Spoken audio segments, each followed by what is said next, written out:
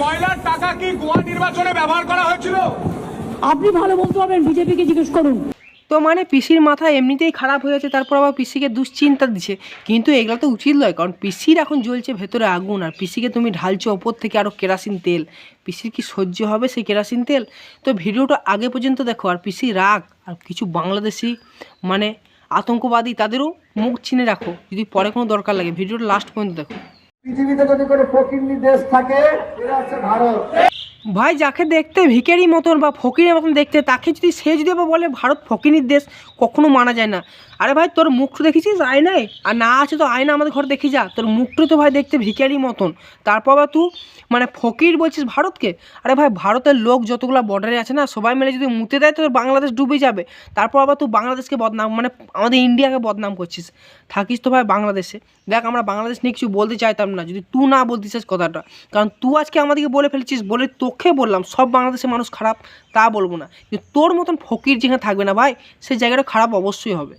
আচ্ছা, তো হ্যালো বন্ধুরা, welcome to my YouTube channel কাকার বাণী। কাকার বাণী চ্যানেলে অনেক অনেক ভালোবাসা জানাই। আশা করি সকলে ভালো আছে, ভালো থাকার জবরদস্ত ভালো থাকার চেষ্টা করতে হবে। তো তোমরা যতজন ভিডিও দেখছো প্লিজ একটু করে সাবস্ক্রাইব করো। একটু করে সাবস্ক্রাইব করলে কিচ্ছু ক্ষতি হবে না। আর যারা হেডফোন করছো প্লিজ হেডফোন করছো, কারণ ভিডিওর মধ্যে অনেক মশলা আছে। আর গুরুজনরা চালু করছো প্লিজ ভিডিও কেটে দাও, তোমার জন্য ভিডিও না সাইন দিই, তুমি লাগাও ইন্ট্রো।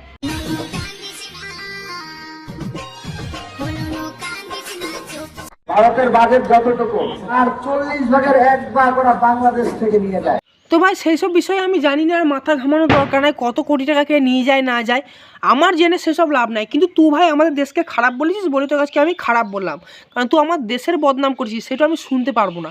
কারণ তুই বলছিস ভারত ফকিনি, কিন্তু ভাই ভারত ফকিনি নয়, তোর মুখটা তো ফকির মতন দেখতে ভাই। তারপর তুই আবার কত বড় লোকের বটিস। যারা দিদিকে বদনাম করে, দিদির দলকে বদনাম করে। তো ভাই আবার একটা চটিচাটা মাল পেলাম। দিদির চটিচাটা মাল যে মানে আমি ভাবলাম শেষ হয়ে গেছে পশ্চিমবাংলাতে, কিন্তু শেষ হয়নি। দিদির চটিচাটা কেন, দিদির অনেক কিছু চাটা লোক এখনও আছে। যেমন এই পরোটাওয়ালা আমাদের অরুণদা, ডিজে অরুণ সুধীর ভাই, যেমন দেখতে মুখে ছিঁড়ি মোষের মতন, তারপর তার কারবার সেরকম ছিঁড়ি।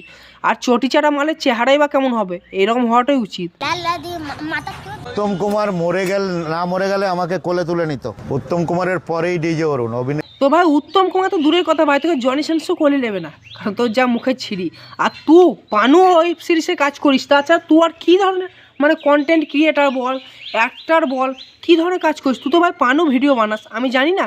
ওই রাশিয়ান বৌদির সময় পানু ভিডিও বানাতে গিয়ে ধরা পড়ে গিয়েছিস কদিন আগে, তারপর আবার পরোটার দোকান করে বসলি। তো তোর মানে উত্তম কুমারকে বদনাম করা দূরের কথা ভাই, তুই জনি সেন্সের সঙ্গে কাজ কর, বরং তোর চেহারাটা একটু ভালো আসবে। মিনা খালিকে পাবি, সানি লিওনকে পাবি, তোর মুখ দেখে তো ওরা ভয়ে পালিয়ে যাবে। উত্তম কুমারের পরেই ডিজে অরুণ অভিনেতা নয় মানে? হ্যাঁ, তা জানি তো, তোমাকে দেখা যায় টিভির পর্দায়, কিন্তু টিভির পর্দায় নয় ভাই, ক্রমের পর্দায়। কারণ ক্রমের পর্দায় ভিডিও করা তোমরা লোক বড়, তারপর আবার বড় বড় লেকচার মালে মানায় না। কিছুদিন আগে তো ভয়ে পালিয়ে গিয়েছিল আদিবাসীদের ভয়ে, কিছু খারাপ কথা বলে। এখন আবার হিন্দুদিকে নিয়ে লেগেছো। দিদির চটি চেটে লাভ হবে না যদি জয় শ্রীরাম না বলতে পারো। হাত জোর করে বলছি, আমি তৃণমূল করি, আমি মামাটি সরকারের ছেলে। ভাই তুমি তৃণমূল করো সেটা তো আমার বাল ছিঁড়া গেল, কিন্তু তোমার মতন মুখে কিছু ভাষা আছে যেখানে তুমি জয় শ্রীরাম বলতে ভয় করো, সেখানে রাজনীতি চলে আসে তোমার। আর তুমি কি বললে তৃণমূল সরকার ছিলে? কেন ভাই, তৃণমূল সরকার কি তোমাকে জন্ম দিয়েছিল নাকি যে তুমি তৃণমূল সরকার ছিলে?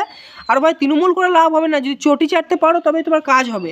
আর তোমাকে মানে বিজেপি সরকার আসার পরে তোমাকে বাটাম দেওয়ার পর তোমার কী রকম রূপ একটু বেরিয়েছে সেটা দেখাবো নাকি? মারাত্মক ভুল করেছি এবং আমাকে হাবড়া অশোকনগরের ছেলেরা রাস্তায় ফেলে খুব মেরেছে, টিকে দিয়ে রেজাল্ট। তো এবার তুমি উল্টে গেলা কেন? মানে ভয়ে তো যে সরকার বদলিন গেছে, এবার আমাকে মানে বদলি হতে হবে। পাল্টিবাজ লোক সালা যত এদিকে এখানে না রাখা যায়, ওই পাড়ে মানে গঙ্গার ওপারে ট্রান্সফার করা যায় ততটাই ভালো আমি বলি। কারণ এই সালাদের মতন লোক থাকার জন্যই আজকে ভারতবর্ষের এত বদনাম। আর তোদের মতন লোক না পরোটা ভিজবে কেন? তো পুঁকটিতে লাল বাড়ি করে দিলে মানে। তো প্লিজ ভিডিও ভালো লাগলে একটা করে সাবস্ক্রাইব করো প্লিজ, যতজন দেখছে একটা করে সাবস্ক্রাইব করো। আমার আগেকার চ্যানেলটা ডিলিট হয়ে গিয়েছে।